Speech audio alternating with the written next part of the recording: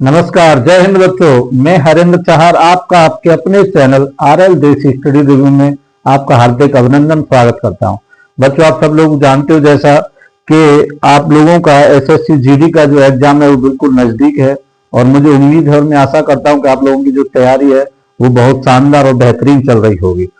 तो हम समय का सदुपयोग करते हुए और आपके सामने जो GS का जो मॉक है उसका सॉल्यूशन लेकर आपके सामने हाजिर हूं। तो आपके सामने जो पहला क्वेश्चन है आप लोग देख पा रहे हो कि निम्नलिखित में से कौन सा भारतीय राज्य क्षेत्रफल की दृष्टि से सबसे बड़ा है। Option A Rajasthan, option B Uttar Pradesh, option C Madhya Pradesh और ऑप्शन डी महाराष्ट्र। तो मैं आपको बता दूं इस क्वेश्चन का जो राइट आंसर है सबसे कौन सा पूछा, सबसे बड़ा क्षेत्रफल की दृष्टि से, तो इस क्वेश्चन का राइट आंसर ऑप्शन ए है। लेकिन इसमें थोड़ा सा आप याद रखना कि ये चारों जो ऑप्शन दिए गए हैं इनका आप क्रम भी याद रख सकते हो, कभी कभार पूछ लिया जाता है। तो इसमें मैं आपको बता दूं सबसे बड़ा तो आपका राजस्थान ही हो गया, सबसे बड़ा तो आपका राजस्थान है। दूसरे नंबर पर आपका मध्य प्रदेश है, कौन सा है, मध्य प्रदेश है। और तीसरे नंबर पर आपका जो है वो महाराष्ट्र है, कौन सा है, महाराष्ट्र है। और चौथे नंबर का जो है वो उत्तर प्रदेश है। क्लियर है ना, उत्तर प्रदेश है। याद रखना क्योंकि उत्तर प्रदेश के एग्जाम की दृष्टि से काफी इंपोर्टेंट भी है, क्योंकि उत्तर प्रदेश का क्रम पूछ लिया जाता है। इसमें दो पॉइंटर आपको याद रखने हैं। एक तो ये रख लेना कि सबसे कम क्षेत्रफल वाला भारतीय राज्य या न्यूनतम सबसे कम क्षेत्रफल वाला भारतीय राज्य, सबसे कम क्षेत्रफल वाला भारतीय राज्य, सबसे कम जो है वो आप सब लोग जानते होंगे और नहीं जानते हैं तो वो लोग इसे याद कर लें हमेशा, गोवा। कौन सा है, सबसे छोटा जो है क्षेत्रफल की दृष्टि से गोवा है। यहीं पर अब क्षेत्रफल की तो हमने बात कर ली, अब यहां पर हम लोग थोड़ा सा जनसंख्या की दृष्टि से भी सबसे अधिक जनसंख्या वाला राज्य और सबसे कम जनसंख्या वाला राज्य भी हम लोग देख सकते हैं। तो यहां पर अगर बात की जाए तो सबसे कम जनसंख्या और सबसे अधिक, तो सबसे अधिक जनसंख्या वाला राज्य आपका, सबसे अधिक जनसंख्या वाला राज्य, सबसे अधिक जनसंख्या वाला जो राज्य है वो आपका उत्तर प्रदेश है। कौन सा है, उत्तर प्रदेश है। और न्यूनतम जनसंख्या वाला, न्यूनतम जनसंख्या वाला, न्यूनतम जनसंख्या वाला जो राज्य है वो आपका सिक्किम है। क्लियर है ना, क्या है, सिक्किम है। क्लियर है मेरे दोस्तों। और दूसरी बात यह है कि भारत की भी अगर बात की जाए क्षेत्रफल की दृष्टि से तो भारत का विश्व में कौन सा स्थान है, तो क्षेत्रफल की दृष्टि से जो भारत का स्थान है वो कौन सा है, 7Y। क्लियर है ना, कौन सा है, 7Y। और सबसे बड़ा जो क्षेत्रफल की दृष्टि से विश्व में जो देश है वो कनाडा है। नेक्स्ट क्वेश्चन आपके सामने है, भारत और किस देश के मध्य लिपलेख, लिपियाधुरा और काला पानी क्षेत्र विवाद है। Option A Bhutan, option B Pakistan, option C Sri Lanka और ऑप्शन डी नेपाल। तो मैं आपको बता दूं इस क्वेश्चन का जो राइट आंसर है वो ऑप्शन डी है, नेपाल। क्लियर है ना। ये लिपलेख दर्रा और ये है, ये नेपाल और भारत को लेकर थोड़ा सा विवाद रहता है इनकी सीमा को लेकर, तो ये याद रखना, ये चर्चा में इसलिए एग्जाम में पूछा जा सकता है। नेक्स्ट क्वेश्चन आपके सामने है, किस सुल्तान ने कृषि की देखभाल के लिए एक अलग विभाग दीवान ए अमीर कोही की स्थापना की। ये विभाग का नाम है जिसका नाम है दीवान ए अमीर कोही। तो यह पूछा गया कि इसकी स्थापना किसने की थी। Option A Khizr Khan, option B Muhammad bin Tughlaq, option C Tughlaq Beg, option D Jalal ul Din Khilji. तो मैं आपको बता दूं इस क्वेश्चन का राइट आंसर ऑप्शन बी है, मोहम्मद बिन तुगलक। मोहम्मद बिन जो तुगलक हैं ये दिल्ली सल्तनत में तुगलक वंश के शासक थे, तुगलक वंश के ये शासक थे। क्लियर है ना। और तुगलक वंश की यदि बात की जाए तो जो मोहम्मद बिन तुगलक हैं इनका जो समय था, इनका जो समय था वो 1325 से लेकर और 51 तक था। क्लियर है ना। उसके अलावा मोहम्मद बिन तुगलक के कुछ और काम थे, जैसे बहुत इंपोर्टेंट है, पूछा जाता है राजधानी परिवर्तन।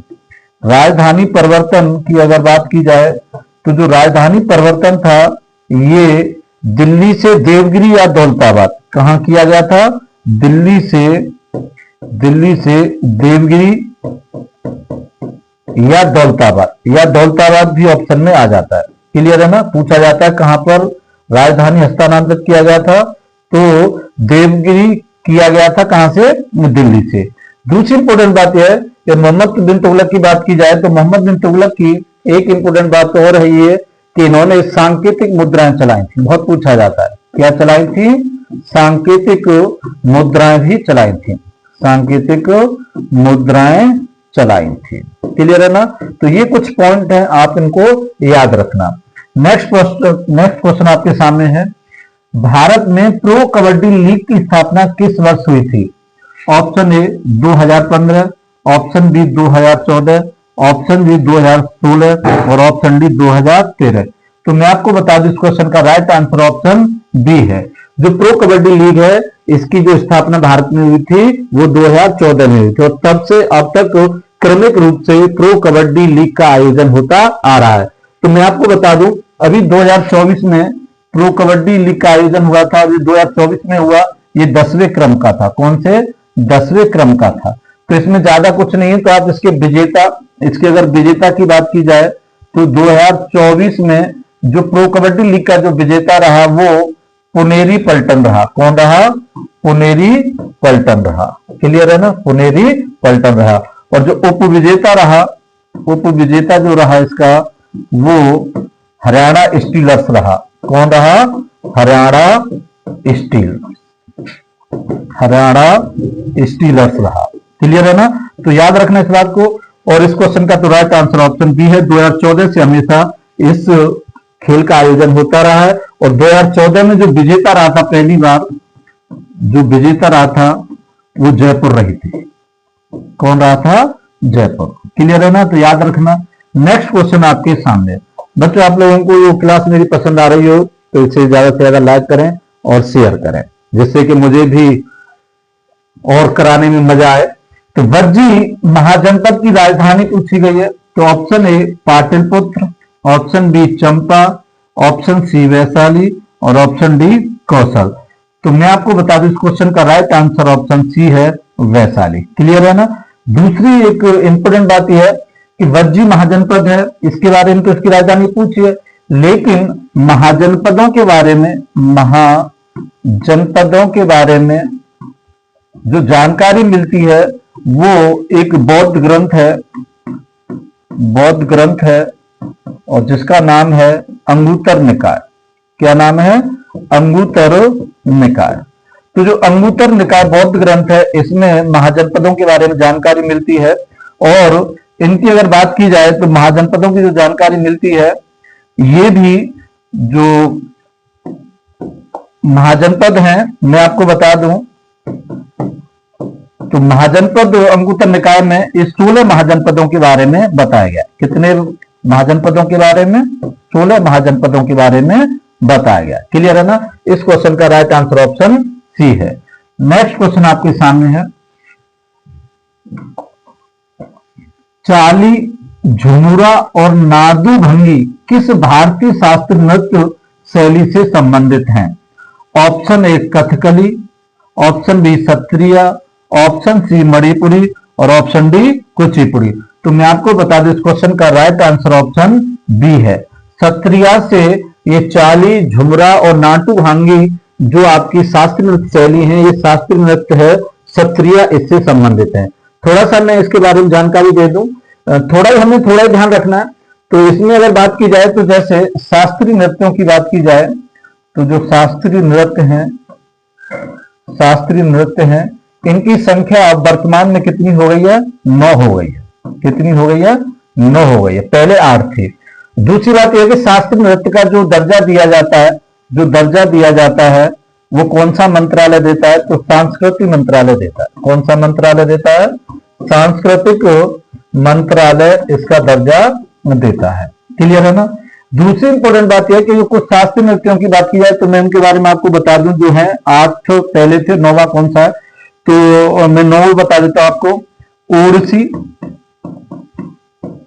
ओडिसी है, मणिपुरी है, सत्रिया है,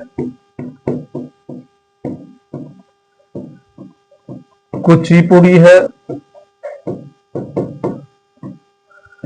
कथकली है, कथक है।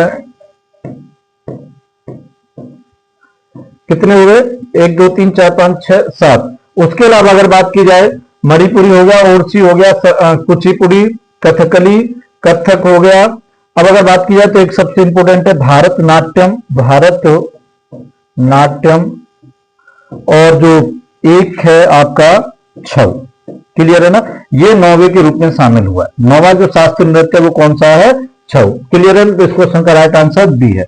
नेक्स्ट क्वेश्चन आपके सामने है, 1929 में 14 साल से कम उम्र की लड़कियों और 18 साल से कम उम्र के लड़कों के विवाह पर रोक लगाने वाला कौन सा अधिनियम पारित किया गया था? इसमें यह पूछा गया है कि 1929 में ऐसा कौन सा अधिनियम लाया गया था जिसमें यह निर्धारित किया गया था कि लड़कों की उम्र जो होनी चाहिए वो 14 वर्ष से कम नहीं होनी चाहिए, और लड़कियों की उम्र जो है लड़कियों की जो उम्र है वो 14 वर्ष से कम नहीं होनी चाहिए, और लड़कों की उम्र 18 वर्ष से कम नहीं होनी चाहिए शादी के लिए। इससे ज्यादा हुआ तभी शादी होगी।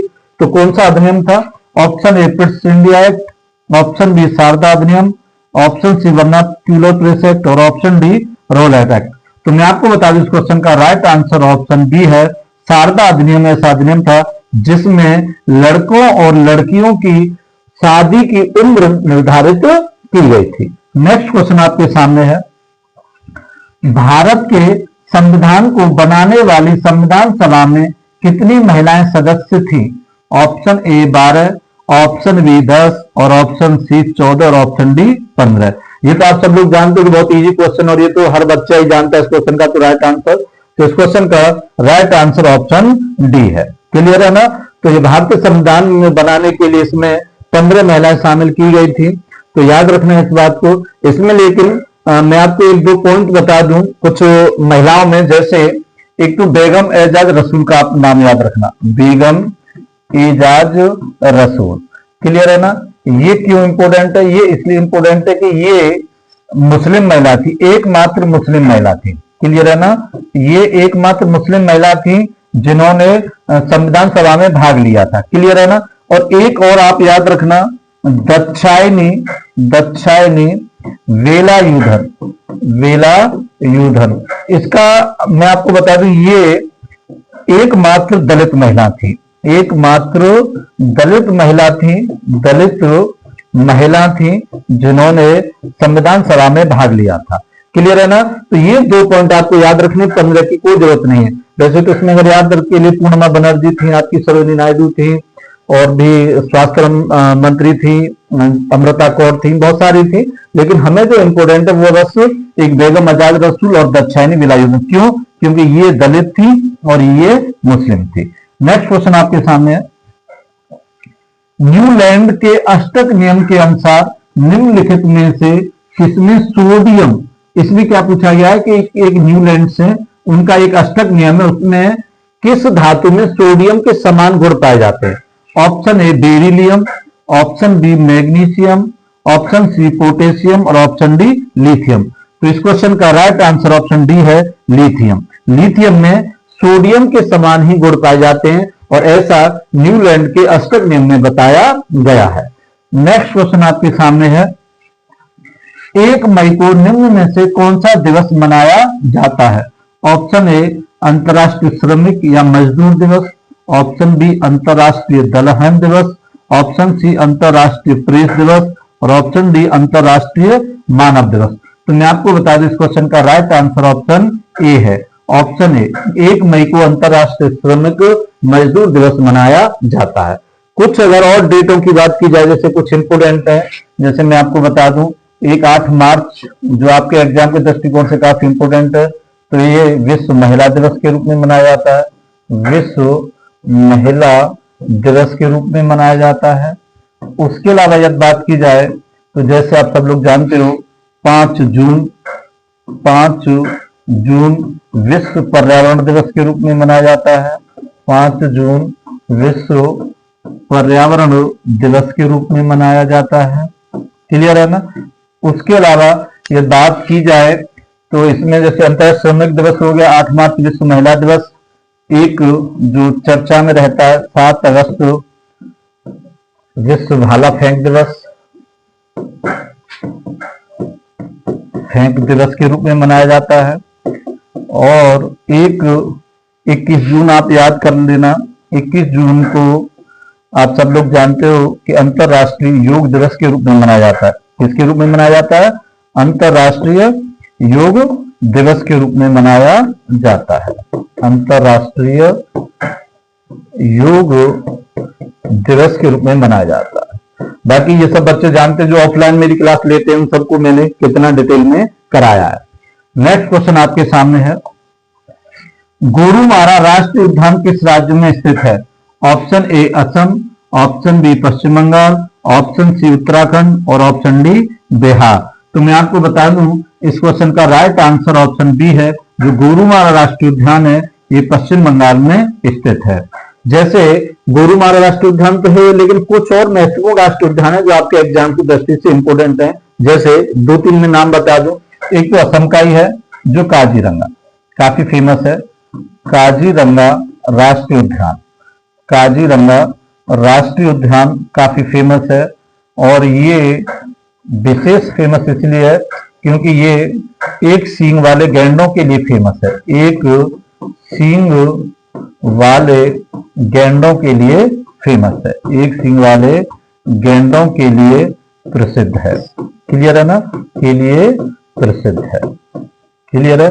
एक है आपका Dudhwa national park, Dudhwa national park है जो उत्तर प्रदेश में काफी फेमस है, उत्तर प्रदेश में है।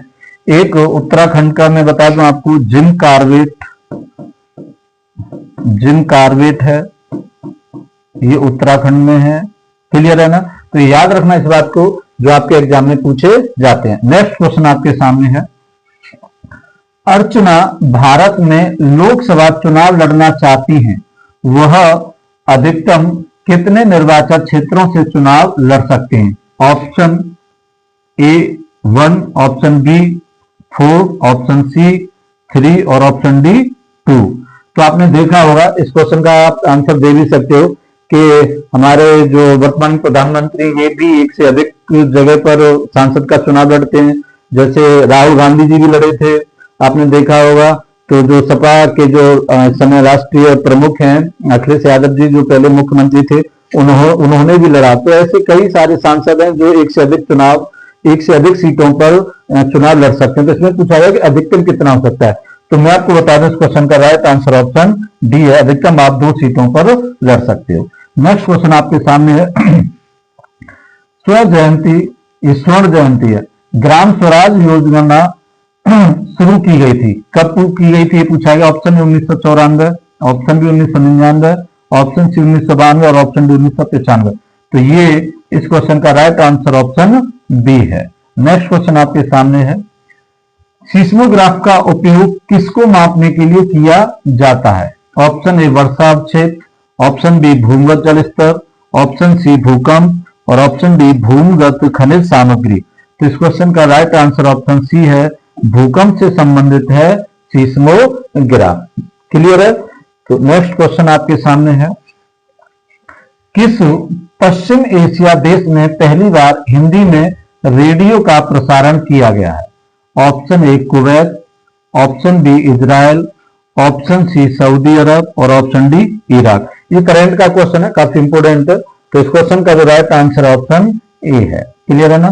तो बच्चों ये क्लास पसंद आ रही है तो इसे ज्यादा से ज्यादा लाइक करें और हमारे चैनल को सब्सक्राइब भी करें, और जिससे कि कुछ जो भी नोटिफिकेशन आएगा सबसे पहले आप लोगों के पास पहुंच जाएगा।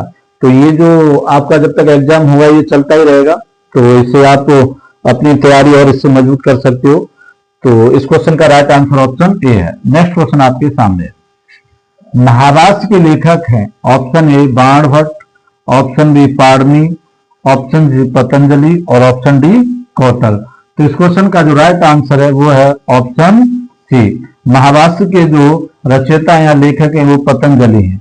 तो इसमें मैं आपको एक दो और बता दूं, जैसे पाणिनि की अष्टाध्यायी है, पाणिनि की जो है वो अष्टाध्यायी है, और ये व्याकरण से संबंधित है, हिंदी व्याकरण की पहली पुस्तक मानी जाती है, व्याकरण से संबंधित है। कौटिल्य की जब बात की जाए तो कौटिल्य का तो बहुत फेमस है, जो आप सब लोग जानते हो, अर्थशास्त्र। क्लियर है ना? अर्थशास्त्र जो पुस्तक है वो किसकी है? कौटिल्य की है। और कौटिल्य को ही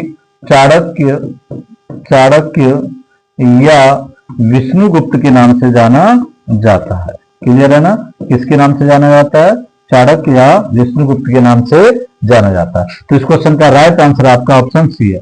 नेक्स्ट क्वेश्चन आपके सामने है, वर्ल्ड प्रेस फ्रीडम इंडेक्स 2024 में भारत की रैंक क्या है?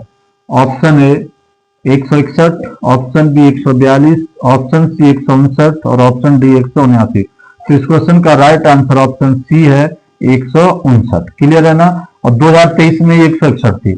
इस इंडेक्स की बात की जाए तो इसमें जो प्रथम स्थान है वो नॉर्वे का है। क्लियर है ना? प्रथम स्थान नॉर्वे का है। तो इस इंडेक्स से आप आइडिया लगा सकते हो कि जो हमारी प्रेस है उसको कितनी स्वतंत्रता मिली गई है, उस रैंक 159 हुई है। क्लियर है ना? तो नेक्स्ट क्वेश्चन आपके सामने है, भारत के संविधान का निम्नलिखित में से कौन सा अनुच्छेद कृषि और पशुपालन के संगठन से संबंधित है? ऑप्शन ए अनुच्छेद 84, ऑप्शन बी अनुच्छेद 92, ऑप्शन सी अनुच्छेद 29 और ऑप्शन डी अनुच्छेद 48। तो इस क्वेश्चन का राइट आंसर ऑप्शन डी है अनुच्छेद 48। क्लियर है ना? तो याद रखना ये अनुच्छेद 48 जो है ये नीति निर्देशक तत्वों में शामिल है, नीति निर्देशक तत्वों में शामिल है। या मैं ये कह सकता हूं कि जो राज्य के नीति निर्देशक तत्व हैं, राज्य के नीति निर्देशक तत्व हैं, उसके अंदर ही अनुच्छेद आता है। और जो राज्य के नीति निर्देशक तत्व हैं ये आप सब लोगों को पता है कि किस देश से लिए गए हैं? आयरलैंड से लिए गए हैं। और अनुच्छेद की बात की जाए तो मैं आपको बता दूं कि अनुच्छेद 36 से 51 तक। क्लियर है ना? आप मुझे कमेंट बॉक्स में बताएंगे कि ये किस भाग में है, किस भाग में है। क्लियर है ना? ये आप मुझे कमेंट बॉक्स में बताएंगे। ये आपके लिए क्वेश्चन है कि राज्य नीति निर्देशक तत्व हैं वो भारत के संविधान के किस भाग में इनका विवरण है। क्लियर है? नेक्स्ट क्वेश्चन आपके सामने है, अब्दुल करीम खान और अब्दुल वाहिद खान किस घराने के संस्थापक थे? Option A Jaipur Atrauli, option B Gwalior, option C Agra और ऑप्शन डी किराना। तो मैं आपको बता दूं इस क्वेश्चन का राइट आंसर ऑप्शन डी है। ये जो है दोनों ही, करीम खान और वाहिद खान दोनों ही किराना घराने से संबंधित हैं। अगर बात की जाए तो किराने घराने से एक दो नाम और लिख लीजिए जो काफी इंपोर्टेंट है। एक तो भीमसेन जोशी है, एक तो आपके बहुत इंपोर्टेंट है भीमसेन जोशी है जो बहुत पूछा जाता है। क्लियर है ना? एक आपकी गंगूबाई हंगल है, गंगूबाई हंगल है, गंगूबाई हंगल है। एक प्रभा अत्रे हैं, प्रभा अत्रे हैं, बहुत पूछे जाते हैं, प्रभा अत्रे हैं। क्लियर है ना? एक आमिर खान भी हैं, एक आमिर खान भी हैं। क्लियर है ना? तो इसमें ये काफी इंपोर्टेंट है, इनको आप याद रखना। तो इस क्वेश्चन का right answer option D. Next question आपके सामने है, 2011 की जनगणना के अनुसार भारत के किस राज्य का लिंगानुपात सबसे कम था? लिंगानुपात का मतलब होता है कि 1000 जनसंख्या पर महिलाएं कितनी है। क्लियर है ना? लिंगानुपात का मतलब क्या होता है? लिंगानुपात का मतलब होता है कि 1000 महिलाओं पर, 1000 महिलाओं पर पुरुषों का रेशियो, पुरुषों का अनुपात कितना है। क्लियर है ना? कितना है। क्लियर है? तो इसमें option A Punjab, option B Rajasthan, option C Bihar और ऑप्शन डी हरियाणा। तो इसमें सबसे कम पूछा है तो इस क्वेश्चन का राइट आंसर ऑप्शन डी है हरियाणा। क्लियर है ना? और अगर सबसे अधिक, ज्यादा कुछ नहीं तो एक पॉइंट और आप समझ सकते हो कि सबसे अधिक जो लिंगानुपात है, सबसे अधिक लिंगानुपात वाला राज्य जो है, लिंगानुपात वाला राज्य है वो केरल है। क्लियर है ना? कौन सा है? केरल है। और ये सबसे शिक्षित भी माना जाता है। 2011 की जनगणना के अनुसार ये सबसे शिक्षित भी था। तो बच्चों कैसी लगी आज की मेरी क्लास, आप मुझे कमेंट बॉक्स में अवश्य बताएं। और इसमें अगर कुछ सुधार की गुंजाइश आप बताएं कि सर ज्यादा और बताना है इसमें, तो मैं ज्यादा भी बता सकता हूँ, लेकिन मुझे सिर्फ आपको जो मेरा ध्येय या उद्देश्य है वो सिर्फ ये है कि मैं आपको इसके सटीक आंसर दे सकूं और एक दो ऐसा क्वेश्चन बता सकूं जिसके आपके एग्जाम में आने की प्रबल संभावना। अगर आप चाहते हो कि मैं बहुत ज्यादा डिटेल में बताऊं तो आप मुझे कमेंट बॉक्स में अवश्य बताएं। जय हिंद।